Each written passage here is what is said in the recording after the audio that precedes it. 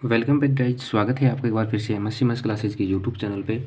प्यारे साथियों, जैसा कि हमने एमएससी मैथमेटिक्स फाइनल ईयर के लिए कंटिन्यूम मैकेनिक्स का जो पेपर है उसको शुरू कर दिए हैं, जिसमें हमने 3 क्लासें ऑलरेडी यहाँ पर पढ़ ली हैं। आज अपन चौथी क्लास यहाँ पर इसकी करेंगे और इस क्लास के अंदर अपन इक्वेशन ऑफ कंटिन्यूटी के बारे में डिस्कस करेंगे। ओके साथियों, एग्जाम पॉइंट ऑफ व्यू से बहुत ही ज़्यादा इंपॉर्टेंट क्वेश्चन जो है यहाँ पर रहने वाला है। सो आगे बढ़ने से पहले आप सभी से एक रिक्वेस्ट है कि आपको क्लास जो है वो लास्ट तक देखनी है। अगर आपने कोई भी स्टेप को मिस कर दिया है तो फिर सारी क्लास जो है वो तहस नहस हो जाएगी, आपको कुछ भी समझ नहीं आने वाला है। ओके, तो ये जो क्वेश्चन है ये आपसे 2015 में पूछा गया था, 15 में, फिर 17 में, फिर 19 में, फिर 20 में। लगातार आपसे ये क्वेश्चन जो है 2 साल पूछा गया था। तो 2022 के लिए मैं इसको स्टार मार्क कर रहा हूँ कि 2022 यानी कि इस साल का जो सेक्शन आपका होने वाला है उसमें इस क्वेश्चन को पूछे जाने की संभावना 99.99% बनती है। ओके, तो इक्वेशन ऑफ कंटिन्यूटी जो है वो होती क्या है, इसके लिए हमने क्या माना कि we know that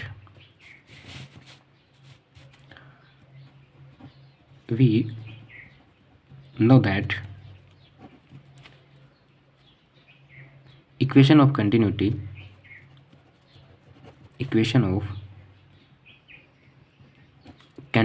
in Lagrange form, ठीक है, जो हमारी लाग्रांजियन फॉर्म जो होती है उसमें Lagrangian form is given by d/dt rho और j, ये क्या है, j इक्वल टू 0। ठीक है, ये इक्वेशन ऑफ कंटिन्यूटी है लाग्रांज फॉर्म के अंदर। ठीक है, ये आपको पता होनी चाहिए। इसको हमने नाम दे दिया कोई इक्वेशन नंबर फर्स्ट। ओके, इस इक्वेशन को मैं कुछ इस तरीके से ड्राइव कर सकता हूँ, rho dj/dt plus j d/dt equal to 0, और इसको मैंने नाम दे दिया कोई इक्वेशन नंबर 2। सिंपल सा काम किया है, कुछ अलग नहीं किया है। इसी इक्वेशन को कुछ इस तरीके से लिखा गया है। ठीक है साथियों, ओके। यहाँ पर अगर मैं बात करूँ, ये जो j है ये क्या है, ठीक है, वेयर j इज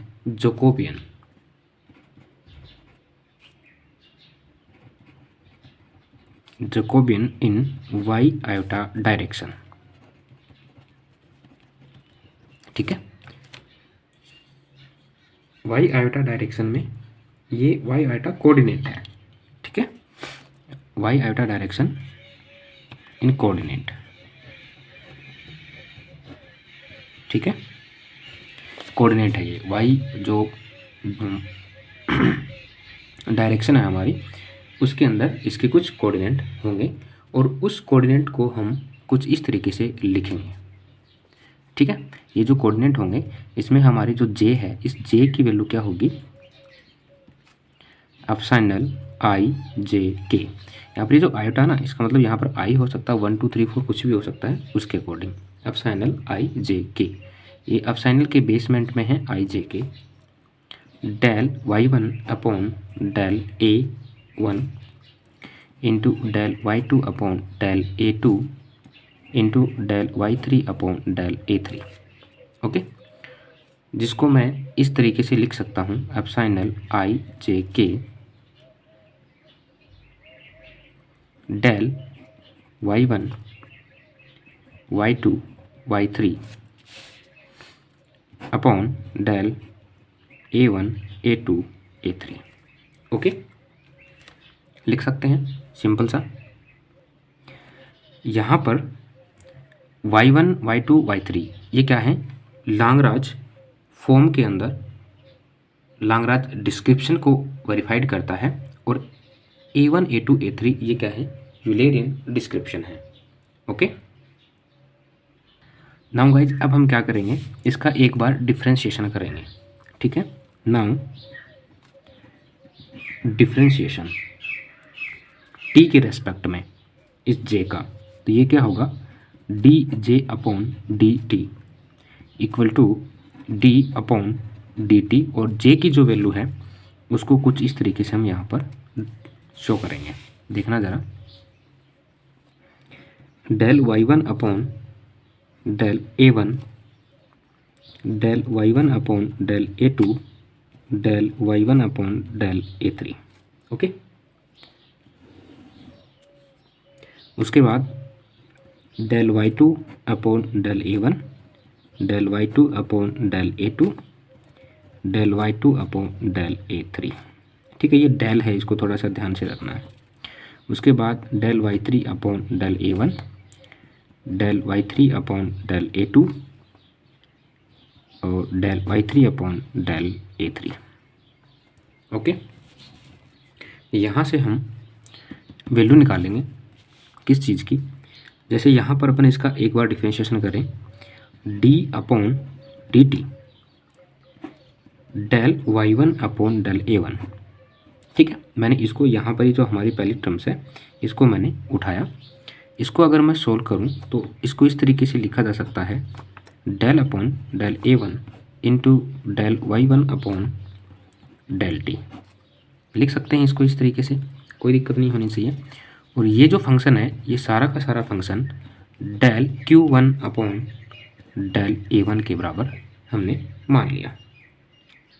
ओके, हमने मान लिया। जहाँ पर मैं आपको बता देता हूँ, चूँकि यहाँ पर Q1 इक्वल टू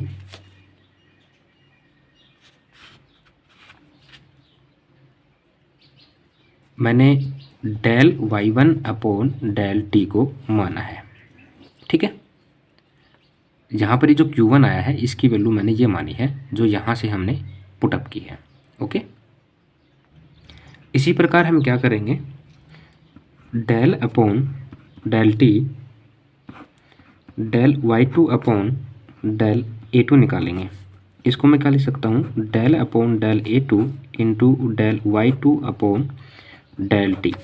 इसको मैंने माना del q two upon del a two. Okay, जहाँ पर मैं आपको बता दूँ Q2 equal to del y two upon del t. ठीक है, और यहाँ से हमने इस वैल्यू को फाइंड आउट कर लिया।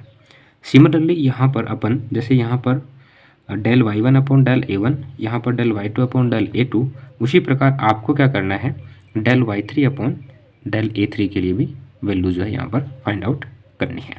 ओके, और उन वैल्यूज़ को निकालने के बाद आपको क्या करना है, यहाँ पर इनका जो डिफरेंशिएशन वाला जो सेक्शन है हमारा उसमें उस वैल्यूज़ को पुटअप करना है। ठीक है, पुटअप करने के बाद में जो वैल्यू आएगी वो क्या आएगी, पुट करने के बाद में हमारे पास जो वैल्यू आएगी वो आएगी d j upon D t equal to, यहाँ पे थोड़ा ध्यान से देखना, मैट्रिक्स का काम है बड़ा होगा, del q one upon del a one, del q one upon del a two, del q one upon del a three. Okay, ये जो हमारी टर्म्स है इसको हम सेम रखेंगे, चेंज करेंगे। उसके अलावा हमारी जो अनदर टर्म्स हैं, जो हमारी दो टर्म्स पहली मैट्रिक्स में बच चुकी हैं उनको सेम लिखेंगे, जो क्या थी हमारी del y two del y two del y two, यहाँ पर upon del a one upon del a two upon del a three. ठीक है, उसके बाद में del y three upon del a one del a two और del a three. ठीक है, फिर करेंगे प्लस। ठीक है, प्लस करने के बाद में सिमिलरली यहाँ पर जैसे फर्स्ट टर्म्स के लिए क्या था, अब हम सेकंड टर्म्स के लिए करेंगे। तो हमारी जो मैट्रिक्स है उसमें फर्स्ट टर्म जो है वो हमारी क्या थी, del y one upon del a one upon del a two upon del a three. एक बार सिर्फ इस क्वेश्चन को आप ध्यान से देखिए, समझने की कोशिश कीजिए। अब हम क्या करेंगे, जैसे हमने यहाँ पर वैल्यू निकाल ली थी, क्या निकाली थी, del q two upon del a one, del q two upon del a two, del q three upon del a three. Okay, ये सेकेंड टर्म्स में हमने रखी। और थर्ड स्टेप जो है वो हमारी सेम रहेगी, del y three upon del a one, del y three upon del a two, del y three upon del a three. Okay, simple सा हमने काम किया है, आपको ध्यान रह जाएगा।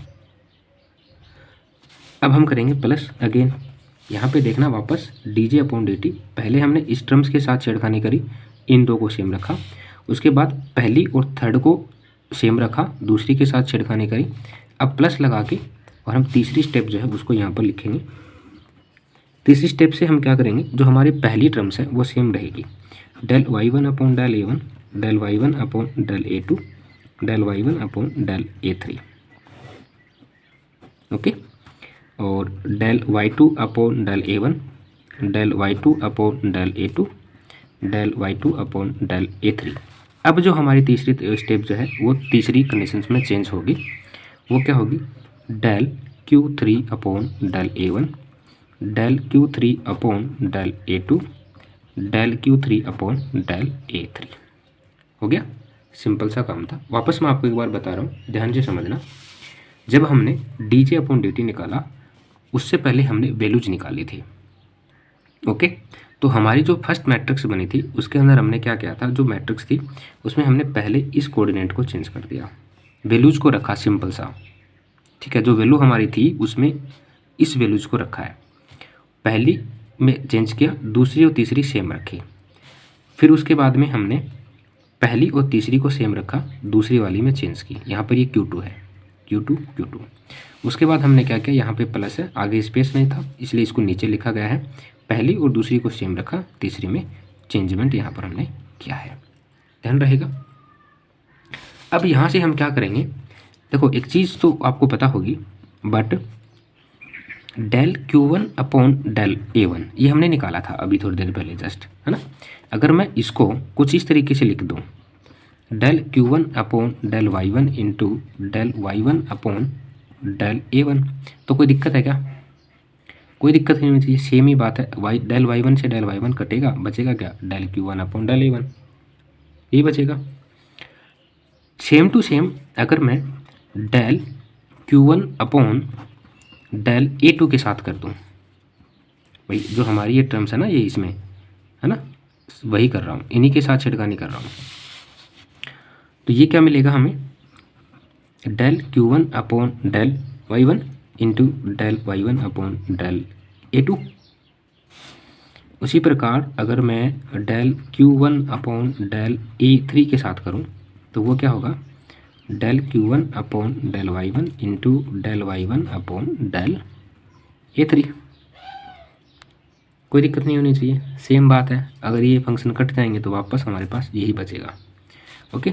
इसको मैंने नाम दे दिया कोई इक्वेशन नंबर 3। थोड़ा सा ध्यान से देखना इन चीज़ों को, ओके। सेम टू सेम यही प्रोसेस अगर मैं यहाँ से इस वाले टर्म्स के साथ करूँ, है ना, इस वाली टर्म्स के साथ अगर मैं ये वैल्यूज करूँ तो मुझे क्या मिलेगा, देखना, del Q2 upon del A1 बराबर del Q2 upon del A1, यही था हमारा। इसको मैंने क्या किया, del Q2 upon del y2 से डिवाइड किया एंड डेल y2 से मल्टीप्लाई किया और डेल A1 ले आया, कोई दिक्कत नहीं होगी, सेम प्रोसेस। यही अगर मैं del Q2 upon del A2 के साथ करूं, ओके, तो यहाँ से हमें मिलेगा del Q2 upon del y2 into del y2 upon del A2, okay.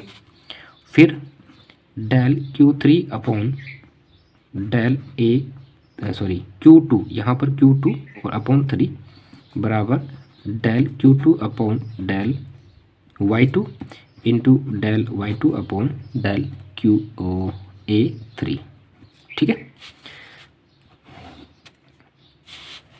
कुछ अलग नहीं किया है, जो चीज़ें हमारे पास थी मैंने उन्हीं के साथ थोड़ा सा गेम खेला है। या फिर आप सिंपल शब्दों में ये कह सकते हो कि ये जो हमारी टर्म्स है ना, इसको मैंने क्या किया, del y1 upon del y1 किया इसको, ठीक है। और यहाँ पर मैंने क्या किया, यहाँ पर मैंने किया del y2 upon del y2, ठीक है। यानी कि हमने अंश व हर को क्या किया है, del y2 upon del y2 से गुना भाग किया है, सिंपल सा, ओके, सेम यहाँ पर जैसा ऊपर क्या है, यहाँ पर जैसा क्या है, ठीक वैसा ही आपको डेल Q3 के लिए भी निकालना है। ठीक है, ये आप खुद करोगे। 2 स्टेप मैंने बता दी है, तीसरी स्टेप आपको खुद को करनी है। उसमें आपको क्या करना है, जैसे यहाँ पर हमने डेल Y1 से, यहाँ पर हमने क्या किया था, डेल Y1 से गुना भाग किया था। सेकंड स्टेप में हमने डेल Y2 से गुना भाग किया था। थर्ड स्टेप में आपको क्या करना है, डेल Y3 से गुना भाग करना है। ठीक है, इतना कर लोगे सिंपल सा। करने के बाद में आपके पास एक स्टेप आएगी और यहाँ से हमें ये जो हमारी इक्वेशन नंबर 3 है, इससे हमें एक फर्स्ट डिटर्मिनेशन मिलेगा। ठीक है, क्या मिलेगा, फर्स्ट डिटर्मिनेशन। अगर मैं इसके फर्स्ट डिटरमाइन की बात करूं तो वो क्या होगा, j del Q1 upon del Y1। क्या मिलेगा, del Q1 upon del Y1। उसी प्रकार ये जो हमारी मैट्रिक्स है, या सॉरी इसको मैं नाम दे देता हूँ कोई equation number 4। Okay, equation number 4, इस इक्वेशन से हमें क्या मिलेगा, सेकंड डिटर्मिनेशन मिलेगा,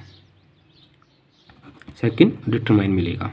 ओके, वो क्या मिलेगा, जे del Q2 upon del Y2। ठीक है, इसी प्रकार हमारी यहाँ पर कोई इक्वेशन नंबर 5 बनेगी। ठीक है, जो आपको खुद को बनानी है, और वहाँ से हमें क्या मिलेगा, थर्ड डिटरमाइन मिलेगा। ठीक है, थर्ड डिटरमाइन क्या होगा, j del Q3 upon del Y3। Okay, तो 5 इक्वेशन हमारी बन गई। इसको मैंने नाम दे दिया कोई इक्वेशन नंबर A, इसको मैंने कोई नाम दे दिया इक्वेशन नंबर B, और इसको हमने नाम दे दिया कोई इक्वेशन नंबर C। यानी कि हमारा जो फर्स्ट, सेकंड और थर्ड डिटरमाइन था, इनको हमने नाम दे दिया इक्वेशन नंबर A, B और C। अब हम इक्वेशन नंबर A, B और C को क्या करेंगे, ऐड करेंगे। Now equation A plus B plus C, then हमें क्या मिलेगा, d j upon D t equal to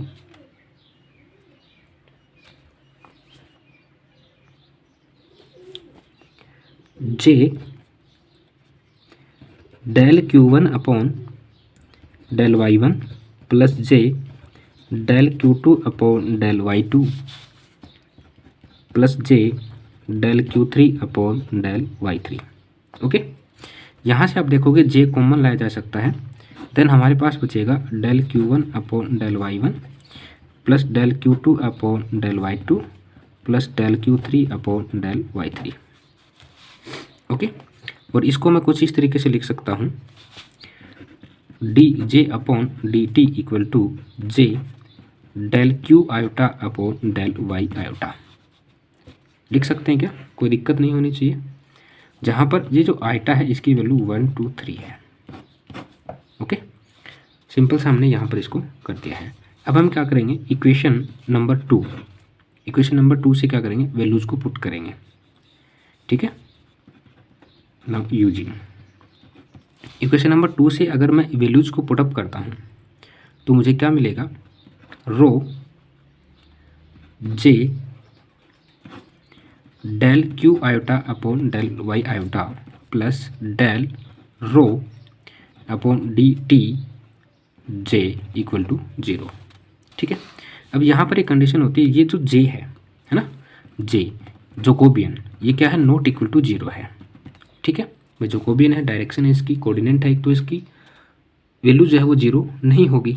अगर जे की वैल्यू 0 नहीं होगी तो वैल्यू किसकी 0 होगी, rho del Q iota upon del Y iota plus del rho upon del t की वैल्यू 0 होगी। भाई इसी की होगी फिर तो, अगर जे की वैल्यू 0 नहीं होगी तो फिर इसकी वैल्यू 0 होगी। इसको अगर मैं थोड़ा सा अरेंज करके लिखूं तो इस तरीके से लिखा जा सकता है, del rho upon D t, यहाँ पर माफ़ करना ये डी है ना, ऊपर जैसे यहाँ पर डी था तो यहाँ पर डी ही लिखना था, d d t plus rho del Q iota upon del Y iota equal to 0। थोड़ा सा और अगर इसको मैं अरेंज करूं तो इसको कुछ इस तरीके से लिखा जा सकता है, डेल रो अपॉन अब की बार डेल टी लिखेंगे plus rho QIJ equal to 0। और यही क्या है आपकी इक्वेशन ऑफ कंटिन्यूटी है। ठीक है, this is equation of continuity in Lagrange form.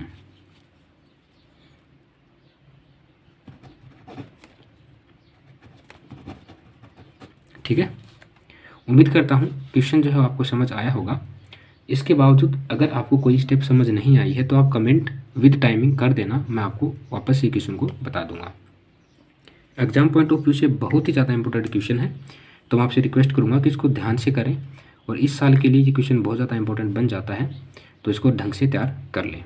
ठीक है, आज के लिए इतना ही रखते हैं। Thank you so much. मिलते हैं एक नेक्स्ट क्लास में एक नए क्वेश्चन के साथ। तब तक अपना ख्याल रखिए, हंसते रहिए, मुस्कुराते रहिए। Thank you so much.